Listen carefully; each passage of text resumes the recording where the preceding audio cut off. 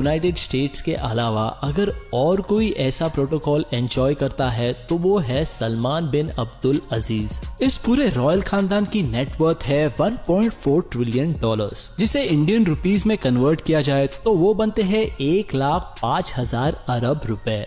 King Salman जब भी travel करते हैं तो ऐसी शान और शौकत में ट्रैवल करते हैं कि पूरी दुनिया को पता चल जाता है कि किंग सलमान ट्रैवल कर रहे हैं।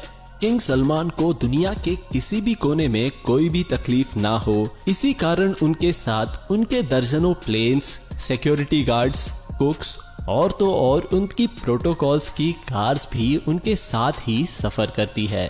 मार्च 2017 में सऊदी किंग का प्राइवेट बोइंग प्लेन 747 इंडोनेशिया में 9 रोजाना शाहाना टूर के लिए लैंड हुआ। ये शाहाना टूर पूरी दुनिया में न्यूज हेडलाइंस का मरकज बन गया।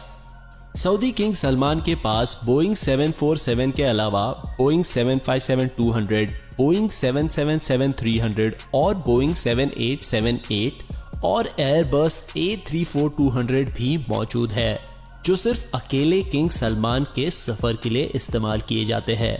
उनके बेटे प्रिंस मोहम्मद बिन सलमान और रॉयल फैमिली के मेंबर्स के पास उनके खुद के अलग एयरप्लेन्स मौजूद है।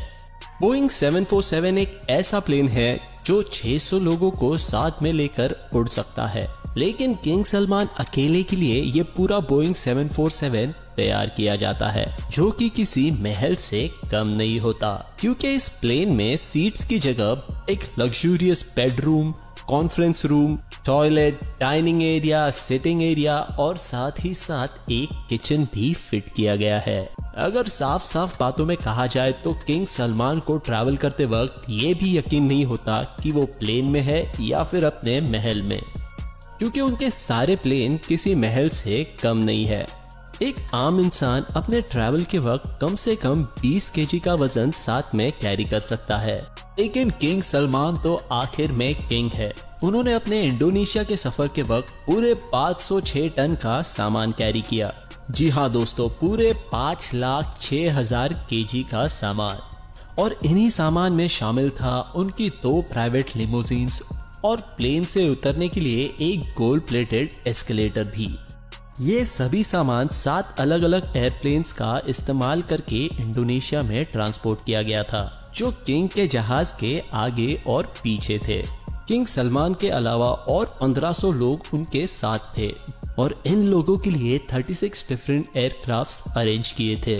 किंग सलमान ने अपने टूर पर सारे ऐशो आराम के रिकॉर्ड्स ही तोड़ डाले। जिस कार्गो कंपनी ने ये सारा सामान इंडोनेशिया ट्रांसपोर्ट किया था, उस कंपनी को टोटल 570 वर्कर्स की मदद लगी और इतने कम टाइम में ही ये सभी सामान किंग के साथ इंडोनेशिया ट्रांसफर किया गया। ये सभी चीजें किंग सलमान के लिए पहली बार नहीं थी। उन्होंने उनके जापान सफर टूर के वक्त टोटल 2 गोल्डन एस्केलेटर्स, 10 एयरक्राफ्ट्स और 100 लिमोजिन कार्स अपने साथ लेकर जापान गए थे। और जापान पहुंचने के बाद किंग सलमान और उनकी पूरी टीम का स्टे टोक्यो के सबसे टॉप लग्जूरियस होटल में टोटल 1200 स्वीट्स बुक कराए गए थे। इन सभी टॉप होटल्स को खाली करवा कर वहां पर किंग सलमान और उनकी टीम के लिए जगह बनाई गई थी। और दोस्तों, किंग सलमान के फ्रांस टूर पर उनके लिए 400 लग्जूरियस कार्स उनके प्रोटोकॉल के लिए हायर की गई थी। इतना ज्यादा प्रोटोकॉल तो कोई प्रेसिडेंट को भी नहीं मिला करता। व्लादिमीर पुतिन, जो कि रशिया के प्रेसिडेंट है, जब किंग सलमान उनसे मिलने गए थे तभी वो अपने साथ 1000 किलोग्राम खाना और तो और शाही फर्नीचर और कारपेट भी साथ ले गए थे।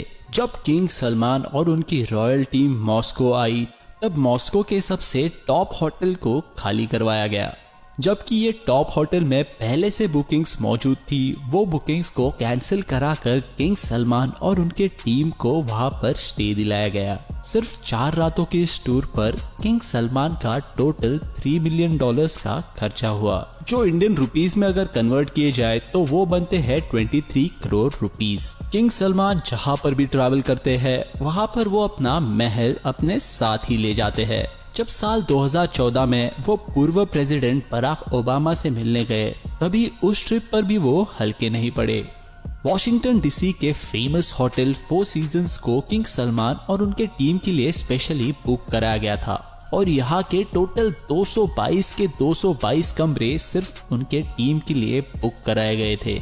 और तो और इस पूरे होटल को एक ही झटके में महल बनाया गया था। किंग सलमान के 4 सीजन होटल पहुंचने के पहले ही इस पूरे होटल को गोल्ड करवाया गया था। सऊदी से स्पेशली गोल्डन सामान मंगाया गया था, जिसमें मौजूद था गोल्डन फर्नीचर, गोल्डन बेडशीट्स और गोल्डन लैम्प के साथ साथ गोल्डन चेयर भी। बात यहीं पर नहीं रुकी, होटल के पार्किंग में भी रेड कार्पेट बिछाई गई थी ताकि किंग सलमान को अपने पैर जमीन पर रखने ना पड़े। ये तो हुई सऊदी किंग की बात, पर अपने पिता के कदमों पर चलते उनके बेटे MBS जो कि है मोहम्मद बिन सलमान, वो भी किसी से कम नहीं। जब प्रिंस मोहम्मद बिन सलमान भी लॉस एंजलिस गए थे तब उन्होंने भी टोटल 4 सीजन्स के 285 रूम्स बुक करा लिए थे। ना सिर्फ स्वीट्स पर पूरे होटल को एक अरेबिक टेस्ट भी दिया गया था। ग्लोब लाइट से लेकर होटल का मेन्यू भी चेंज करा दिया गया था, और वो भी सिर्फ चंद रातों के खातिर। और इस पूरे तामझाम में मोहम्मद बिन सलमान के टोटल $2 मिलियन खर्च हुए थे, जो इंडियन रुपीस में बनते हैं 15 करोड़ रुपए। पर सबसे सरप्राइजिंग बात तो ये है कि मोहम्मद बिन सलमान एक दिन भी इस होटल में नहीं रुके। उन्होंने खुद के लिए अलग से एक प्राइवेट पैलेस बुक करा लिया था। ये पूरा होटल उनके साथ आई हुई टीम के लिए बुक कराया था, और ये पहली बार नहीं था जब मोहम्मद बिन सलमान ने ऐसा टूर किया था। इससे पहले भी साल 2014 में प्रिंस ने ऐसा ही टूर मालदीव्स में किया था, जहां पर उनके स्टे के लिए पूरे 3 आइलैंड्स बुक कराए गए थे, जहां पर प्रिंस ट्रैवल करने के लिए अपने प्राइवेट यॉट पर सवार थे, और साथ ही साथ उनके इर्द गिर्द उनकी पूरी बॉडीगार्ड्स की टीम भी मौजूद थी। मालदीव्स के उन 3 आइलैंड पर प्रिंस और उनके टीम के अलावा किसी और को वहां भटकने की भी इजाजत नहीं थी। इस पूरे टूर पर किंग सलमान के $30 मिलियन खर्च हुए, जो कि इंडियन रुपीस में बनते हैं 225 करोड़ रुपीस।